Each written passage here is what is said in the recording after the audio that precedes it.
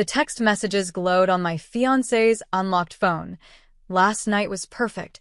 My sister had written to the man I was supposed to marry in 6 hours. People always underestimated me. Quiet Bryn, the responsible one, the peacekeeper. But standing in my wedding dress at the altar that afternoon, microphone in hand and their secret text displayed for 200 guests to see, I realized there's a certain power in being underestimated. Sometimes the quietest explosion causes the most devastating damage. The estate was everything I dreamed of since I was a little girl. 3 days before my wedding, and the grounds looked like something out of a fairy tale. Sprawling green lawns, a fountain that caught the late afternoon sun just right, and the old stone chapel where tomorrow I'd become Mrs. Landon Rives. My name is Bryn Caldwell. In 72 hours, I was supposed to be marrying the love of my life. Hold still, dear. This hem isn't going to fix itself, said Margaret, the seamstress who'd been working on my dress for months. She knelt at my feet, pins between her lips, making the final adjustments to my gown. I glanced at my phone again. Sienna was late. My little sister and maid of honor had promised to be here for the final fitting, but that was Sienna for you. Perpetually running on her own schedule. Sorry I'm late. The door burst open, and there she was, a whirlwind of energy and designer perfume. My sister, always making an entrance. Traffic was insane, and then I had to stop for coffee because, well, you know me without caffeine. I smiled despite my annoyance. It's fine. You're here now. Sienna dropped her bag and circled me, eyes wide. Bryn, you look, wow. Landon is going to lose his mind when he sees you. Something in her tone caught me off guard. It wasn't just sisterly pride, there was something else there. But before I could analyze it further, she hugged me, and I caught a familiar scent. Are you wearing Landon's cologne? I asked, pulling back. Sienna laughed, tossing her dark hair over her shoulder. Oh, that. Yeah, I borrowed it when I stopped by your place yesterday. Just as a joke, to mess with him at dinner tonight. Does it freak you out? I forced a laugh. No, it's funny. He'll get a kick out of it. But something about it felt off, like a picture hanging slightly crooked on a wall. I filed the thought away, chalking it up to pre-wedding nerves. The rest of the afternoon passed in a blur of arrivals. Cousins from upstate, my college roommate Emily, Landon's parents with their perfectly coordinated outfits and tight smiles. Through it all, I kept glancing at my phone, waiting for Landon to text that he'd arrived at the estate. When he finally did show up, something seemed different. He hugged me tightly, but his eyes darted around the room, never quite settling on mine. Everything okay? I asked, touching his arm. Yeah, just work stuff. He checked his phone again. Client emergency. Nothing I can't handle. Landon was always like this about his architecture firm, dedicated, sometimes to a fault. I nodded, understanding, but a small voice in the back of my mind whispered that something wasn't right. The rehearsal dinner that evening was a beautiful affair in the estate's garden terrace. Fairy lights twinkled overhead, and the late summer air was warm and sweet with the scent of roses. I should have been completely happy. Instead, I found myself watching Landon, the way he kept checking his phone under the table, the way his laugh seemed forced. Then came the toasts. Tasha, my best friend since college, went first with a heartfelt speech about finding someone who sees the real you. She finished by raising her glass to me and Landon, but her eyes lingered on me with a question I couldn't quite read. Then Sienna stood up, champagne flute in hand, her black dress catching the light in a way that made several heads turn. To my big sister and her almost husband, she began, her voice carrying across the terrace. Bryn has always been the careful one, the planner, the perfectionist. And Landon. She paused, her smile shifting into something more personal. Well, Landon used to like wild girls back in college, didn't you? A few awkward chuckles rippled through the crowd. I felt my cheeks flush as I glanced at Landon, whose face had gone rigid. But opposites attract, Sienna continued smoothly. And I've never seen two people more perfectly mismatched in all the right ways. She raised her glass higher. To Bryn and Landon. May your marriage be as beautiful as this wedding we've spent way too much money on. Everyone laughed and drank, the moment seemingly salvaged. But I watched as Landon's hand jerked, spilling red wine across the white tablecloth. He muttered an apology and quickly excused himself. I should check on him, I said, starting to rise. Tasha caught my wrist. He's a big boy. He can clean himself up. Her eyes were serious, searching mine. You know I love you, right? Of course. Just watch the body language between those two. Those two who? I asked, though I already knew. Your sister and your fiancé. Tasha's voice was low, measured. I'm not saying anything is happening. Just pay attention. I wanted to dismiss her concern, but Tasha had always been the observant one in our friendship. She noticed things others missed. Still, this was Sienna, my sister. And Landon, the man I was going to marry. The very idea was absurd, wasn't it? The next morning, we had scheduled a pre-wedding photo shoot around the estate grounds. The photographer had us pose by the fountain, under the old oak tree, beside the stone wall covered in ivy. Throughout it all, I couldn't help but notice how easily Landon and Sienna fell into conversation between shots. Private jokes, whispered comments, the kind of comfortable intimacy that comes from shared secrets. Landon, can I borrow your phone? I asked during a break. I want to show Mom that song we were thinking about for our first dance. He hesitated just for a second. My battery's almost dead. Use yours. Mine's charging back in a room. Reluctantly, he handed me his phone. It was locked with a passcode. Since when did Landon lock his phone? We'd always had an open policy with each other's devices. What's your code? I asked, keeping my voice light. Before he could answer, Sienna called out from across the lawn. Landon, the photographer wants you for a groomsman shot. He took the phone back quickly. I'll show you the song later, okay? Just work stuff on there anyway, boring client emails. As he walked away, I felt a strange, hollow feeling in my chest. Work stuff. He'd said that yesterday, too. That evening, my mother cornered me in the bridal suite as I was getting ready for dinner. Bryn, sweetie, stop overthinking everything, Claire Caldwell said, adjusting my necklace with manicured fingers.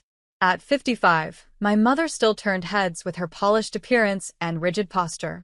I can practically hear your brain whirring. I'm fine, Mom. A nervous groom is just tradition, she continued, ignoring my response. Your father was a wreck before our wedding.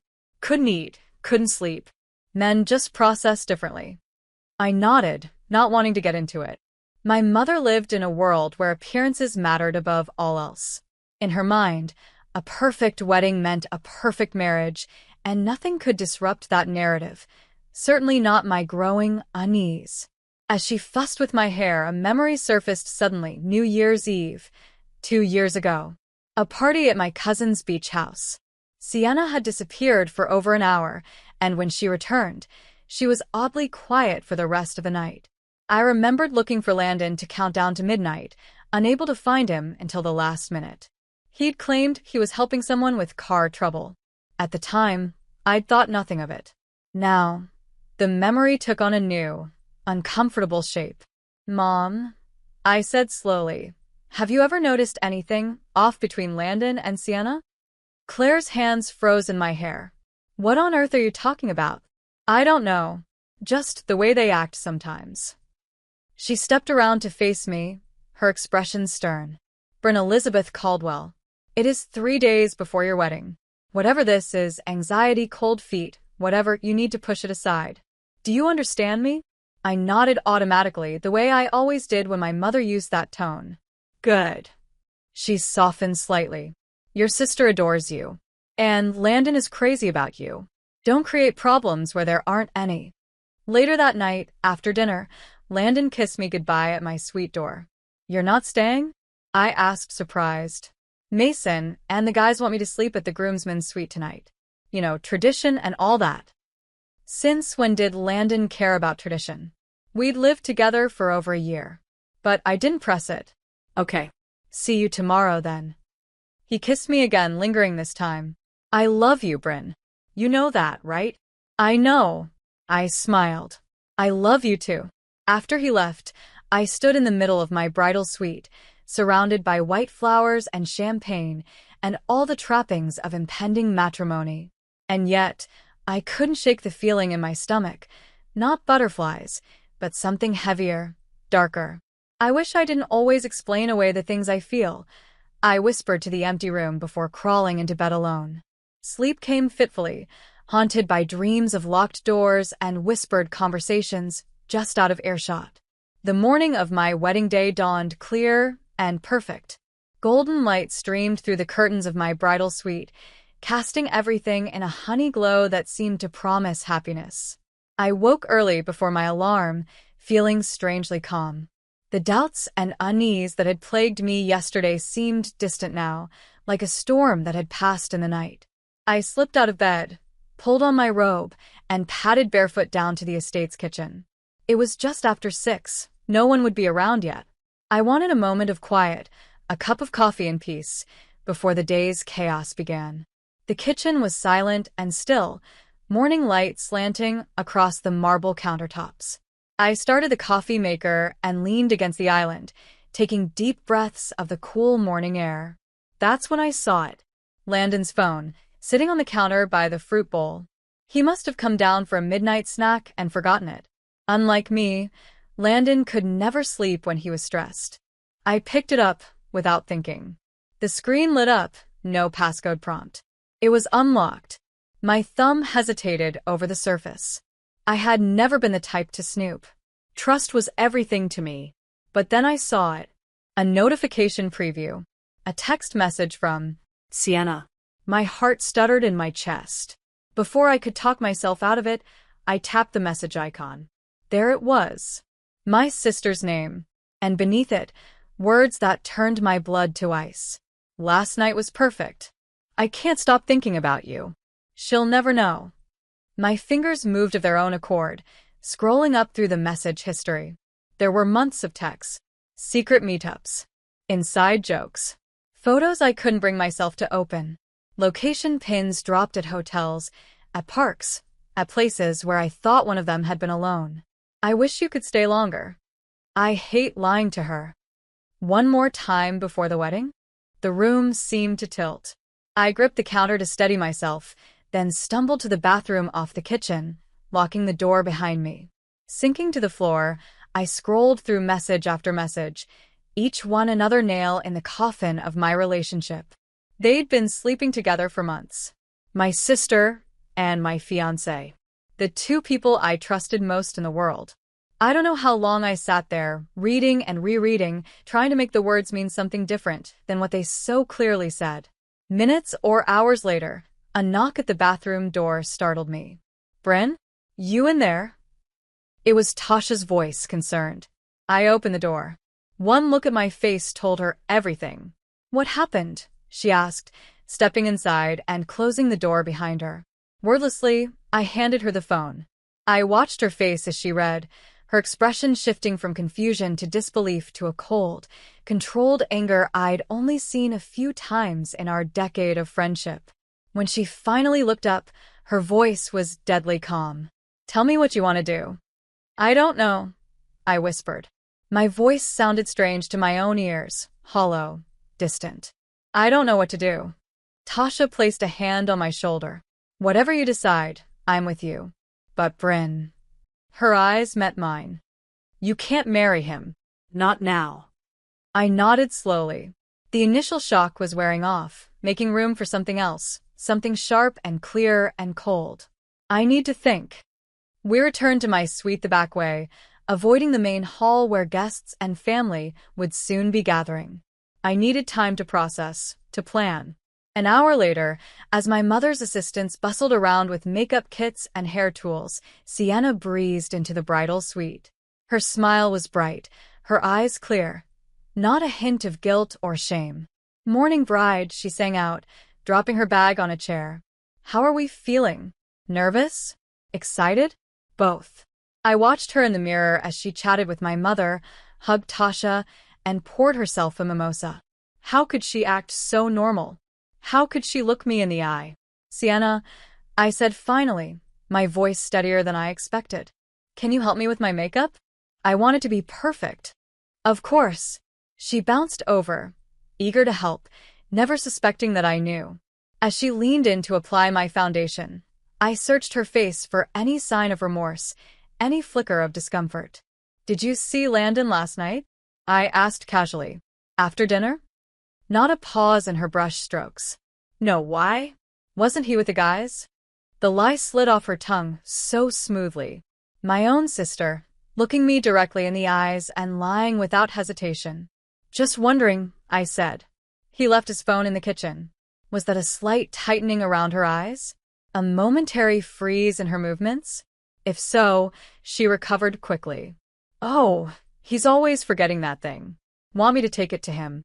"No," I said, meeting her gaze in the mirror. "I'll handle it." Throughout the morning, as hair was styled and makeup applied, as my mother fussed over details and guests began to arrive, I remained eerily calm. Tasha kept watching me, concerned, but I'd made my decision.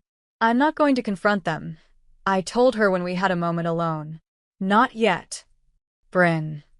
Let's give them their perfect day," I said, a strange smile playing on my lips. "Let them think everything is going according to plan." Tasha studied my face, then nodded slowly. "Okay. I trust you. What's the plan?" While Sienna was busy with the photographer, I took Landon's phone and forwarded the most damning messages to myself. I took screenshots of conversations, saved them to my cloud account, and then carefully deleted any trace of my digital detective work. Whatever happened next, I wanted proof. That night, after everyone had gone to bed, I sat alone in my suite, my wedding dress hanging like a ghost in the corner. By the light of a single lamp, I rewrote my vows into something else entirely, a speech that would change everything. "If I speak now, I know I'll never be the same again," I whispered to myself as I folded the paper and tucked it into my clutch. And that's okay. For the first time since discovering the betrayal, I felt something other than shock or numbness. I felt powerful. Tomorrow wouldn't go as planned, but it would go exactly as it should. The wedding day unfolded like a beautiful dream, or it would have been, if I hadn't been wide awake to the nightmare underneath. My wedding gown, an off-shoulder creation of lace and silk, felt different now as my mother's assistants helped me into it. Not the garment of joy I'd imagined, but armor for the battle ahead. "You look radiant," my mother said, adjusting my veil with tears in her eyes. "Absolutely perfect." I smiled softly, meeting her gaze in the mirror. "Thank you, Mom." If she noticed anything strange in my demeanor, she didn't mention it. Claire Caldwell had spent a lifetime perfecting the art of not seeing what didn't fit her narrative. Sienna fluttered around me, straightening my train, handing me my bouquet of white peonies and roses. Every touch of her hands felt like a betrayal now, every smile a lie. I watched her in the mirror as she dabbed at her eyes. "I can't believe my big sister is getting married," she said, voice thick with emotion. Was it guilt? Regret? Or just the performance of the dutiful maid of honor? "Believe it," I replied, my voice steady. The bridal party lined up at the chapel entrance. Through the old wooden doors, I could hear the string quartet playing, the murmur of 200 guests waiting for the ceremony to begin. My father appeared at my side, handsome in his tuxedo, offering his arm. "Ready, sweetheart?" he asked. I nodded, not trusting myself to speak. The doors opened. The music swelled. One by one, the bridesmaids processed down the aisle, Tasha last, turning at the altar to catch my eye.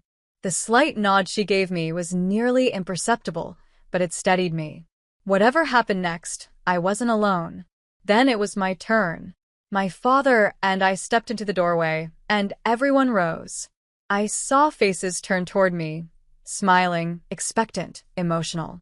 And at the end of the aisle, Landon waited, handsome in his black tuxedo, his expression a mixture of nerves and something that might have been love, if I didn't know better.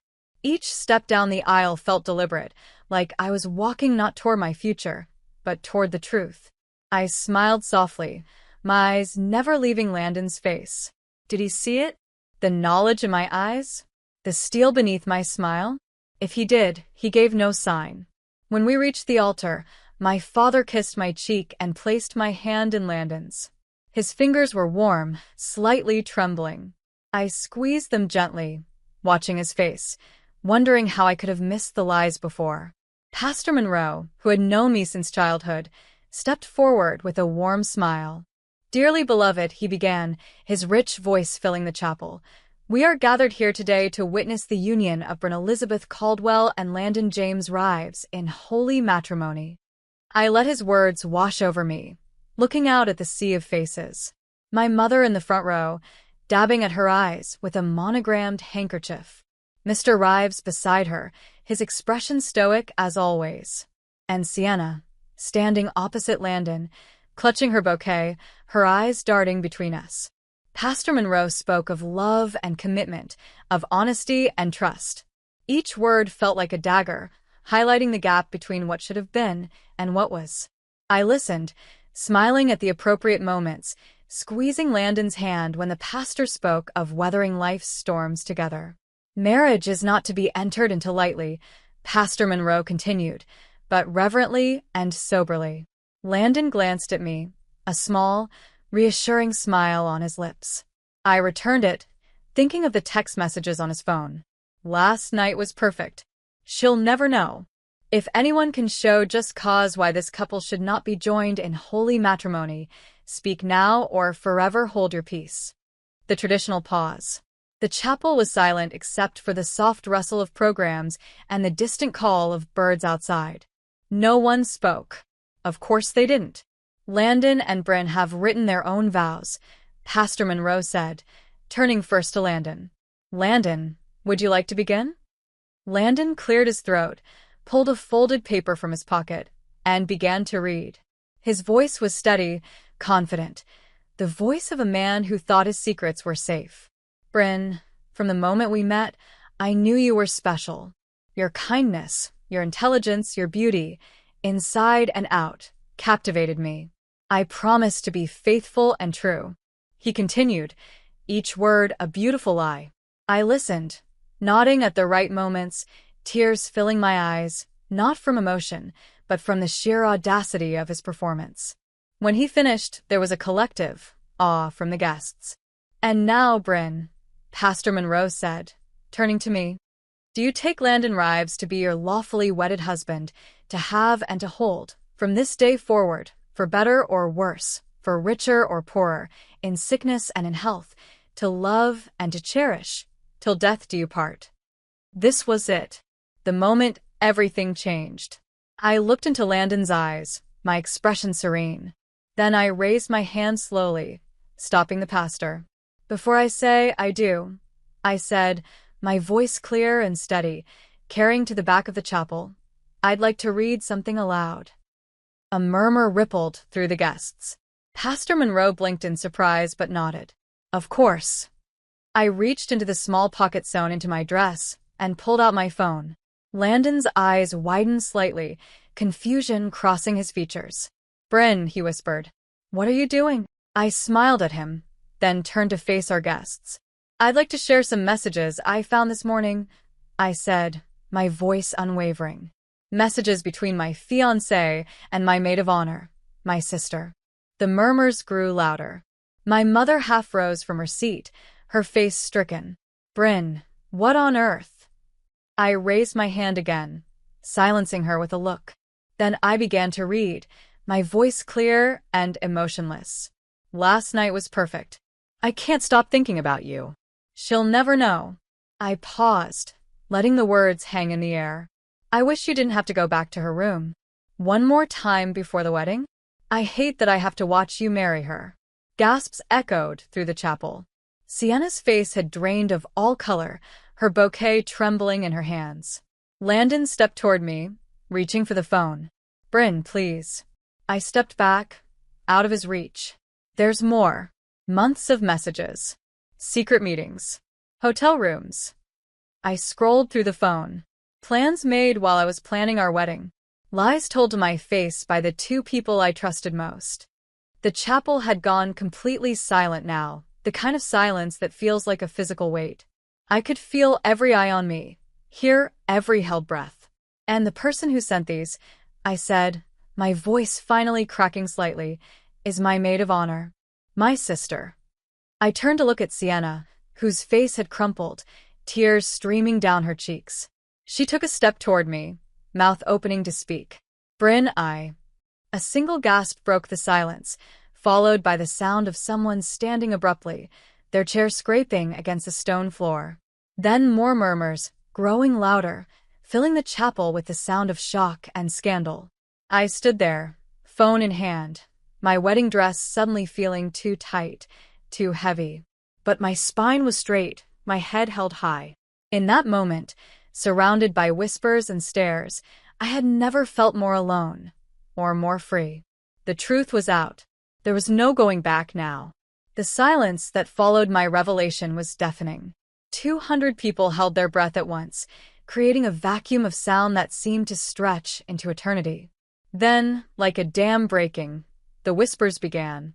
They started at the back of the chapel and rushed forward in a wave of shocked murmurs and gasps. I stood perfectly still, my wedding dress suddenly feeling like it weighed 1,000 pounds. My hands didn't shake. My voice hadn't cracked. I had done what I came to do. Now you all know, I said calmly, lowering the phone to my side. Pastor Monroe cleared his throat, his Bible half closed in his hands. He looked between Landon and me, then at Sienna, clearly at a loss for what to do next. In all his years of officiating weddings, I doubted he'd ever encountered anything like this.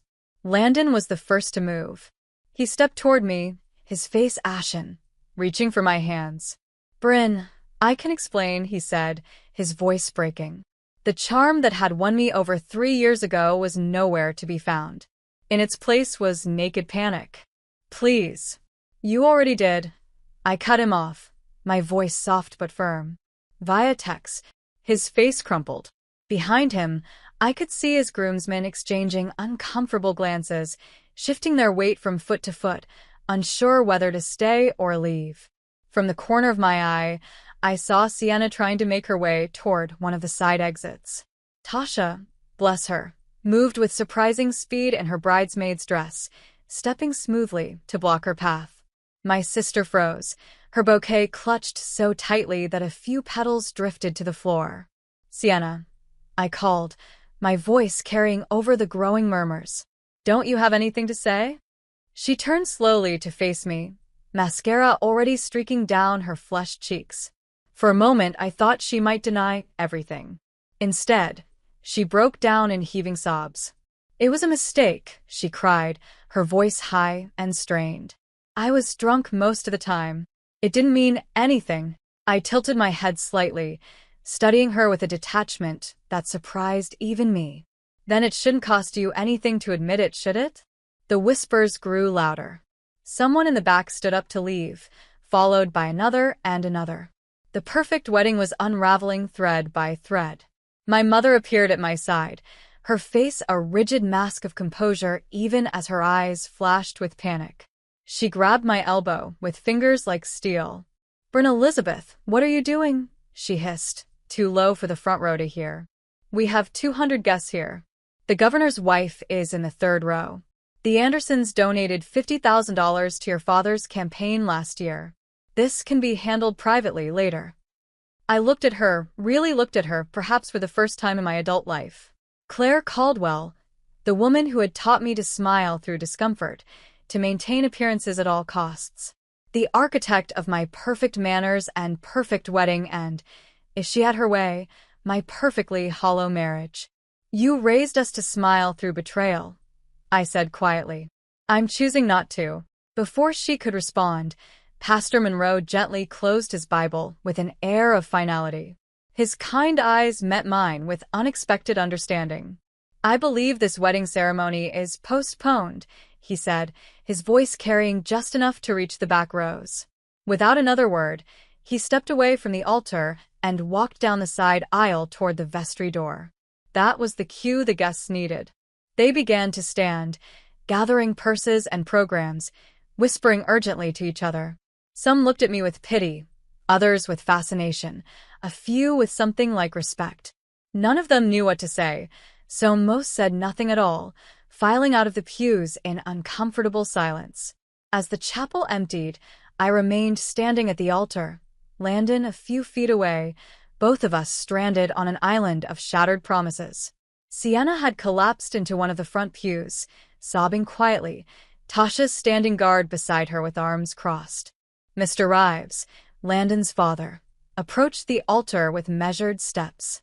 His face was like granite, jaw clenched so tightly I could see a muscle twitching in his cheek. I braced myself for anger, for blame, but when he spoke, it wasn't to me. "You've brought shame to our family name," he said to his son, voice low and controlled. Then he turned on his heel and walked out without a backward glance. My mother, meanwhile, had recovered enough to go into damage control mode. She marched over to Sienna, grabbing her by the wrist. "Get in the car." "Now," she ordered, pulling my sister to her feet. Sienna stumbled after her, still crying, not daring to look at me as they passed. As the last of the guests filtered out, leaving only the wedding party and a few stun vendors behind, Tasha approached me. She gently touched my shoulder, her eyes full of fierce pride. "You didn't just take your power back," she said softly. "You lit the whole damn house on fire." A startled laugh escaped me, the first genuine sound I'd made all day. Tasha squeezed my shoulder, and in that moment, I knew I would be okay.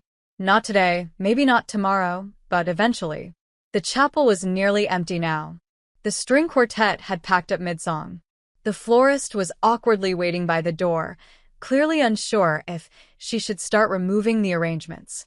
The only sound was the distant closing of car doors as guests fled the scene of what would surely become the most talked-about non-wedding in county history. I started toward the door myself, ready to escape to somewhere quiet where I could finally process everything. But Landon followed, trailing after me down the aisle like a shadow. "Bryn, please," he called, his voice echoing in the nearly empty chapel. "At least let me explain." I paused but didn't turn around. "I never planned for any of this to happen," he continued, closing the distance between us. "It just happened. I was confused. But I love you. I've always loved you." Now I did turn, facing him with clear eyes. "Then why did you keep choosing her?" The question hung between us, simple and devastating. Landon opened his mouth, closed it again. For once in his charmed life, he had no smooth answer ready. I slipped the engagement ring from my finger, the 3-carat diamond that had felt so heavy these past few months. Taking his hand, I placed the ring in his palm and closed his fingers around it. "You don't get to hurt me and still have me," I said, my voice steady despite the tightness in my throat. Then I walked away, out through the chapel doors and into the bright afternoon sunlight. My wedding dress dragged slightly on the stone path as I made my way to the fountain at the center of the estate's grounds. I needed air. I needed space. I needed to be alone. The fountain burbled peacefully, water cascading over carved stone angels, oblivious to the drama that had just unfolded. I sat on its edge, not caring if the water spotted my dress. What did it matter now? For the first time all day, I was truly alone. No mother hovering, no sister betraying, no fiancé lying. Just me and the quiet splash of water against stone. I expected tears to come, but they didn't. Instead, a strange calm settled over me, a clarity I hadn't felt in months, maybe years. "You were never my home," I whispered to myself, to Landon, to the life I'd thought I wanted. Just the hallway I had to pass through. A new strength settled into my bones as I sat there, my wedding dress pulled around me like shed skin, ready to walk into whatever came next. The apartment felt different when I returned 3 days later. Everything was exactly where I'd left it. Wedding planning binders stacked on the coffee table, framed photos of Landon and me on the mantel, his jacket still hung over the dining room chair. And yet, the space felt alien, as if I'd stepped into a museum exhibit of someone else's life. I stood in the center of the living room, my suitcase still by the door. Tasha had offered to come with me, but this was something I needed to do alone. With deliberate movements, I began taking down the photos, carefully one by one. I didn't throw them, didn't smash the glass, or tear them in half like someone in a movie might. I simply removed them, stacking them face down on the table. Next came the planning binders, filled with swatches and contracts and guest lists. I closed each one without looking inside, and placed them in a box. The Mrs. Rives coffee mug, a gift from a well-meaning coworker. The weekend bags we'd bought for our honeymoon to Bali. Each item went into boxes, one for donation, one for storage, one for trash. I worked methodically for hours, dismantling the evidence of our relationship piece by piece. By evening, the apartment looked strangely bare, but it felt like mine again. My phone had been off since the wedding day. I wasn't ready to face the barrage of texts and calls that would surely be waiting. But on the fourth day, sitting in my half-empty apartment with a glass of wine, I finally turned it on. The notifications flooded in immediately, dozens of missed calls, hundreds of texts, emails, social media alerts. I ignored most of them, scanning quickly for the names that mattered. Tasha had texted daily. Checking on you. Here when you need me. Just say the word, and I'll bring wine and ice cream. My mother. Call me immediately. We need to discuss damage control. The Riveses are threatening to sue for emotional distress. Various friends and relatives, ranging from concerned to morbidly curious. And there, near the bottom of the list, Sienna. Just one text, sent yesterday. Please talk to me. I set the phone down without replying to anyone. I wasn't ready yet. 2 more days passed. I returned to work at the art gallery, grateful for the distraction of organizing the new exhibition. My colleagues were kind but careful around me, clearly uncertain how to address what had happened. I appreciated their restraint. When I returned home that evening, a letter was waiting in my mailbox. Not an email or a text, an actual handwritten letter on cream stationery. Sienna's looping handwriting on the envelope. I almost threw it away unopened. But something stopped me, the same instinct that had made me read those text messages on Landon's phone. I needed to know the truth. All of it, no matter how much it hurt. Inside the apartment, I fixed myself a cup of tea before sitting down at the kitchen table to read my sister's letter. Bryn, it began. I know you probably hate me, and you have every right to. What I did is unforgivable. I'm not writing to ask for forgiveness. I don't deserve it. But I think you deserve the truth, the whole truth, not just the bits you saw in those texts. I took a deep breath and continued reading. It wasn't just that night before the wedding. It started over a year ago at Mom and Dad's anniversary party. You were busy helping the caterers, and Landon and I ended up talking on the back porch for hours. Nothing happened that night, but something changed. We started texting, just friendly at first.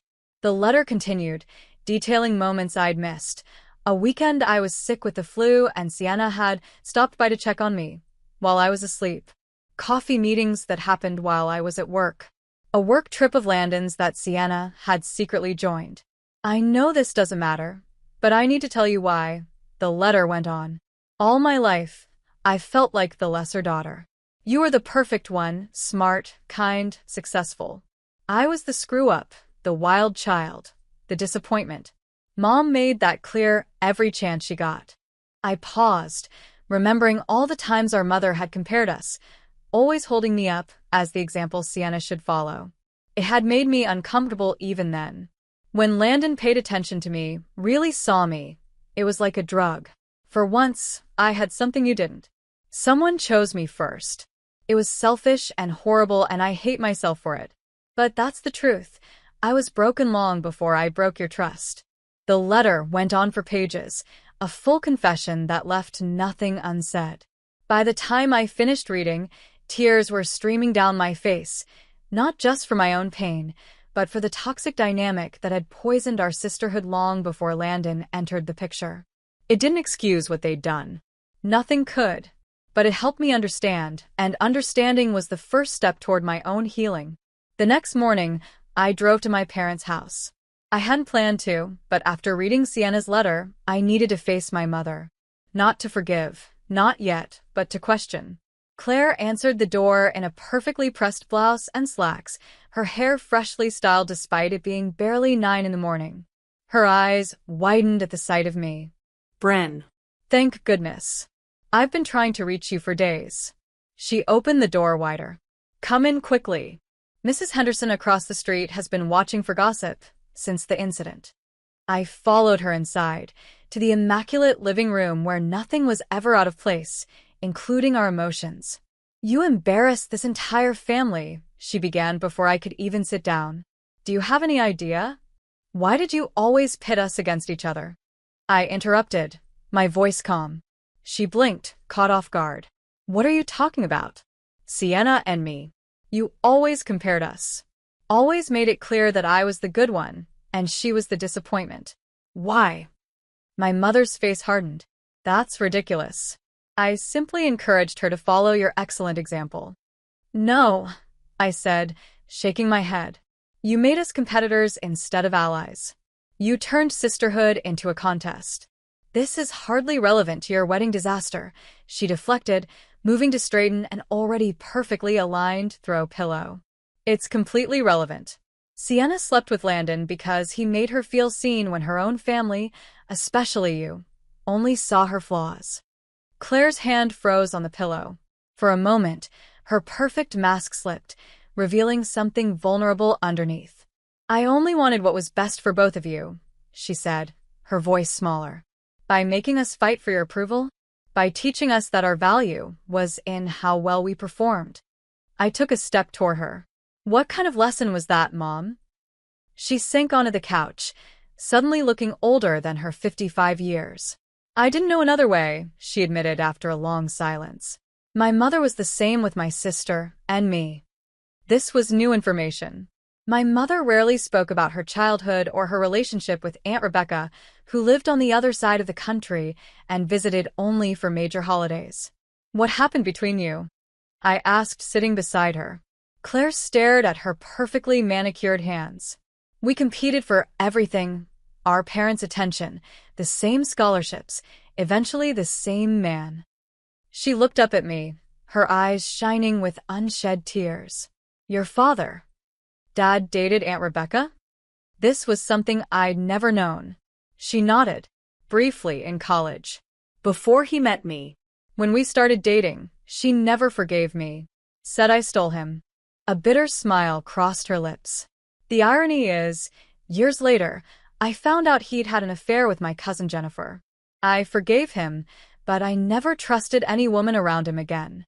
She reached for a tissue from the box on the coffee table. I thought hiding pain made me stronger. I sat in stunned silence. My perfect parents, my father's affair, my mother's buried pain. It was like looking at a familiar painting and suddenly seeing an entirely different image. Why didn't you ever tell us? What good would it have done? She asked. Some things are better left in the past. Are they? I challenged gently. Look what secrets did to our family. She had no answer for that. Later that week, scrolling through social media for the first time since the wedding, I came across a post from Landon. A carefully crafted public apology, no doubt vetted by his firm's PR team. To those I've hurt with my actions, I offer my sincere apology. I never meant to cause pain to anyone, especially those closest to me. I take full responsibility for my choices and am committed to becoming a better person through this difficult learning experience. Generic. Sanitized. Landon Light. I closed the app after reading the first few lines, uninterested in his public performance of remorse. The comment section below was divided. Some blamed him entirely. Others pointed fingers at Sienna, calling her the typical homewrecker. A few even suggested I should have handled it privately instead of causing a scene. I didn't care what strangers thought. They hadn't walked in my white satin heels. What had surprised me was the visitor, who showed up at the gallery the following Tuesday afternoon. I was cataloging pieces for our upcoming exhibition when Sarah, the receptionist, appeared in the doorway. There's a Mr. Rives here to see you, she said, her eyes wide with curiosity. Not the younger one. His father. I set down my clipboard, straightening my blazer. Show him in, please. Thomas Rives entered the small office with the same commanding presence he'd always had. Tall, silver-haired, impeccably dressed in a charcoal suit that probably cost more than a month of my rent. Unlike his son, he'd never been particularly warm toward me. Respectful, yes, but distant. Miss Caldwell, he said with a slight nod. Thank you for seeing me. Mr. Rives, I replied, gesturing to the chair across from my desk. This is unexpected. He sat, adjusting his sleeves with deliberate movements. "I'll be brief. I came to apologize." Of all the things I'd expected him to say, that wasn't one of them. Apologize. Not for my son's behavior. Landon is responsible for his own actions. His jaw tightened. "I'm apologizing for my part in enabling the type of man he became. A man who would betray the trust of someone like you." I remained silent, waiting for him to continue. "I was not." He paused, searching for words, "an emotionally available father. I taught Landon about success, about appearance, about getting what he wanted. I never taught him about honor or consequence." He met my eyes directly. "You deserved better." I never said that before to anyone. The admission seemed to cost him something, this proud man who rarely showed vulnerability. I found myself nodding slowly. "Thank you for telling me that." He stood to leave, our brief conversation apparently complete. At the door, he turned back. If it's any consolation, his mother has removed him from her will. And I've made it clear he's not welcome at the firm's holiday party this year. A ghost of a smile touched his lips. "We Riveses may not show emotion well, but we do have our ways of expressing disapproval." After he left, I sat at my desk for a long time, turning our conversation over in my mind. It wasn't the closure I'd expected, but it was something, an acknowledgement that what had happened to me mattered, that I wasn't the one at fault. That weekend, Tasha showed up at my door with a bottle of wine in one hand and mini golf putters in the other. "Get dressed," she announced. "We're going out." "Mini golf? Really?" I couldn't help but smile. We hadn't played since college. "Yes, mini golf. Because it's impossible to be sad while trying to hit a ball through a windmill." She was right. For 3 hours, we played the ridiculous course, laughing at our terrible shots, cheering our rare successes, and allowing ourselves to be fully present in the moment. Afterward, we sat at a nearby wine bar, slightly buzzed and more relaxed than I'd felt in weeks. "You know what I realized today?" Tasha said, swirling her Merlot. "You laughed. Like, really laughed." I considered this. "I did, didn't I?" "You're not broken, Bryn," she said, reaching across the table to squeeze my hand. "You're just finally free." That night, back in my apartment, I found myself drawn to the bookshelf where I'd stored my old art supplies. Behind the novels and reference books was my sketchbook, the one I'd abandoned months ago when wedding planning took over my life. I pulled it out along with a box of charcoals. Sitting cross-legged on the floor, I opened to a blank page and began to draw. Not flowers or cake designs or seating charts, but bold, abstract pieces filled with fire and movement. My hand moved almost of its own accord, creating shapes that spoke of pain and release and rebirth. By morning, my fingers were black with charcoal, and the sketchbook held the beginning of something new. Something that was entirely mine. 3 months after the wedding that wasn't, I received an email that changed everything. Again. "Dear Miss Caldwell," it began. "I recently attended your gallery's exhibition on emerging artists and was particularly struck by the charcoal series you curated in the East Wing. During our conversation, you mentioned some of your own work. I'd like to discuss the possibility of including your pieces in our upcoming Phoenix Rising showcase of new voices in the art world." It was from Marcus Leung, director of the Westfield Gallery, a small but prestigious space known for launching careers. I read the email 3 times, sure it was some kind of mistake. I had mentioned my recent return to art during a brief conversation at the exhibition opening, but I'd never expected him to remember, let alone express interest. My work was raw, personal, not something I'd ever considered showing publicly. My finger hovered over the delete button. Then I thought of what Tasha would say. "Are you crazy? Reply right now before he changes his mind." I typed a response, professional but enthusiastic, and hit send before I could second-guess myself. 2 weeks later, I was standing in the center of the Westfield Gallery, watching as my pieces, now properly framed and mounted, were installed on the gleaming white walls. There were 7 in total, a series I titled Fracture and Flight, abstract works that chronicled my journey from betrayal to freedom. "This one needs to be the centerpiece," Marcus said, pointing to the largest canvas. It was a swirl of reds and golds, charcoal lines cutting through like lightning strikes. The gallery's placard beside it read, "The Altar by Bryn Caldwell." And beneath that, "The moment you speak your truth in a room designed to silence you." The exhibition opening was scheduled for Friday evening. I spent the day alternating between excitement and terror, changing outfits 3 times before settling on a simple black dress with a single statement necklace, a silver phoenix pendant Tasha had given me as an early congratulations gift. The gallery filled quickly with art critics, collectors, and curious locals who'd read about the exhibition in the weekly culture section.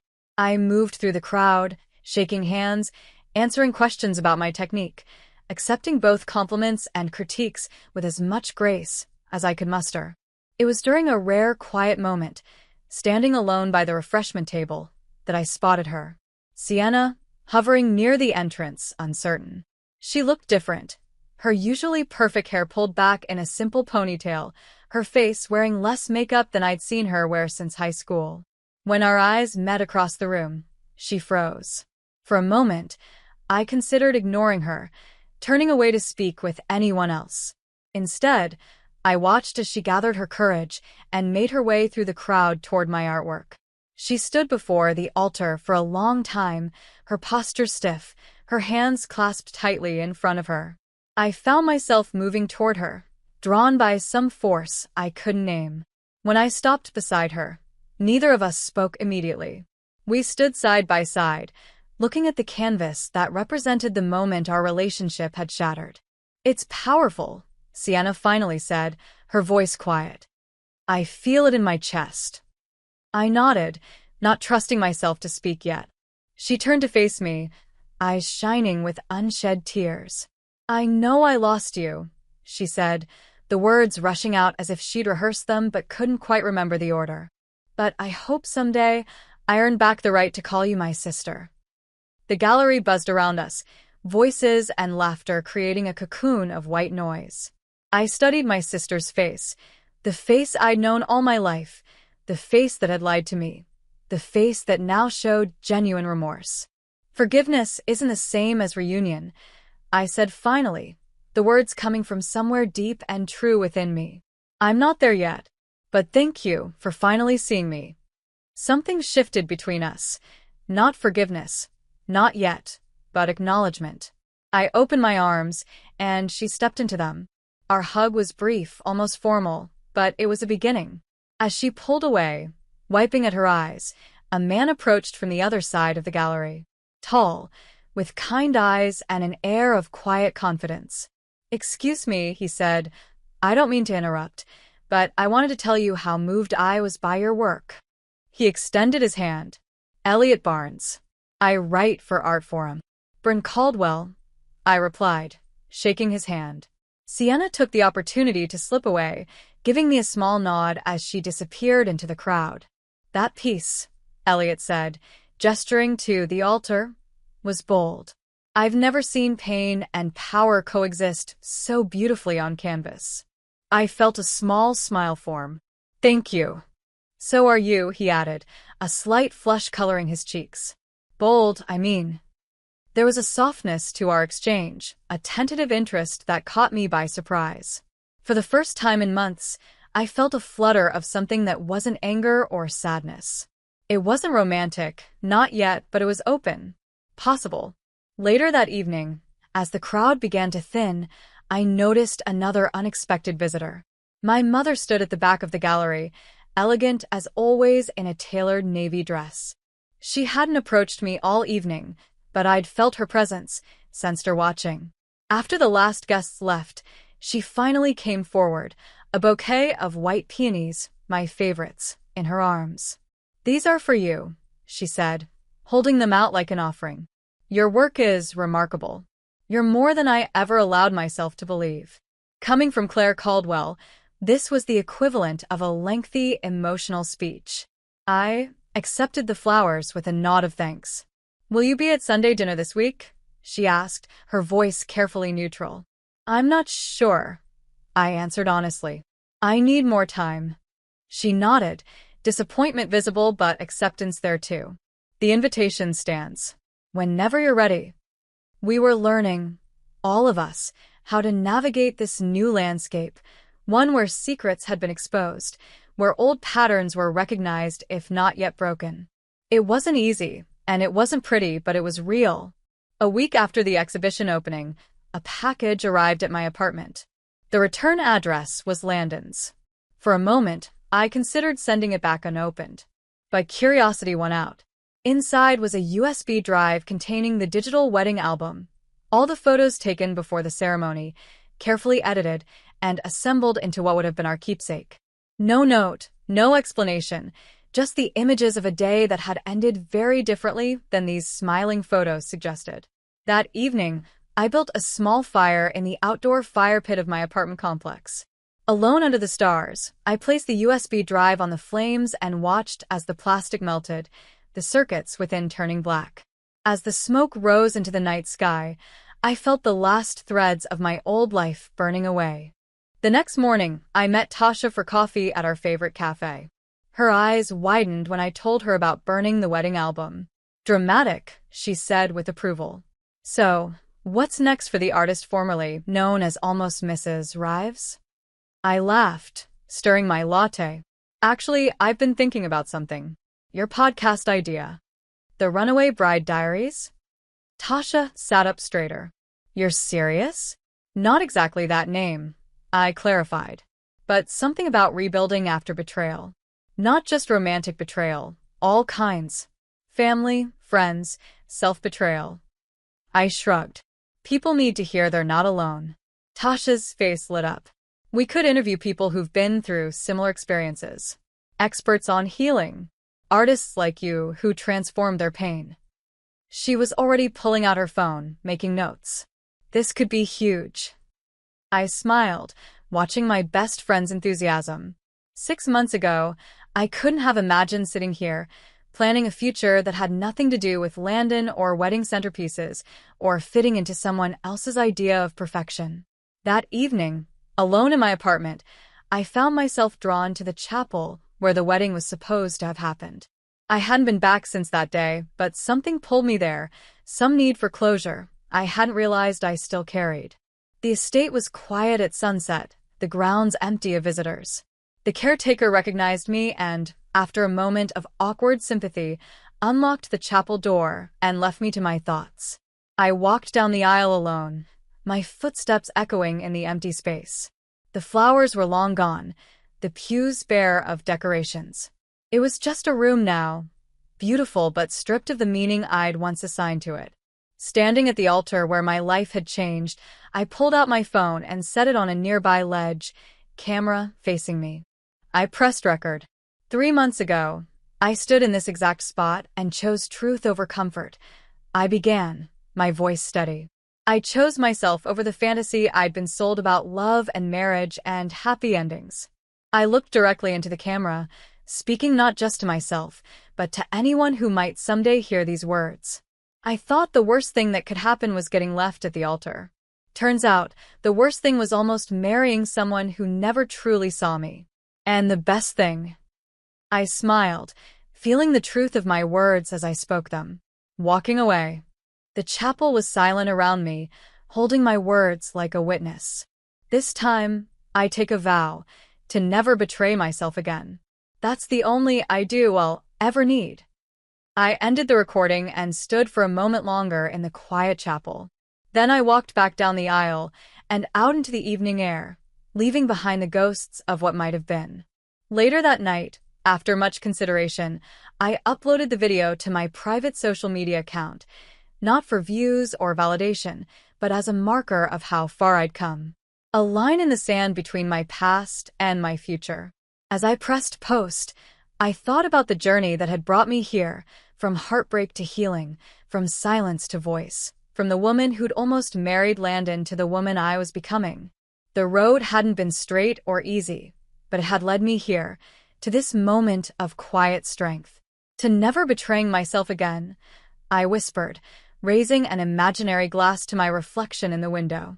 Outside, the city lights twinkled like stars, and for the first time in a very long time, the future looked not just bearable, but bright with possibility. Have you ever wondered what version of yourself emerges when betrayal strips away everything you thought you were? Subscribe and like for more stories that explore the power of choosing yourself when everyone else chooses to lie.